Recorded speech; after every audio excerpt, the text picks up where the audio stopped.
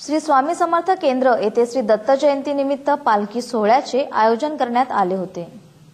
श्री दत्त जयंती निमित्ताने श्री स्वामी समर्थ केंद्रामध्ये पालखी सोहळा आयोजित करण्यात आला होता। दरसालबाद प्रमाणे यंदाही दत्त जयंती मोठ्या उत्साहात साजरी करण्यात आली। यावेळी टाळ, मृदुंग आणि श्री दत्त नाम स्मरणाने संपूर्ण परिसर दुमदुमला होता। यावेळी असंख्य भाविकांनी आपला सहभाग या पालखी सोहळ्यात नोंदवला।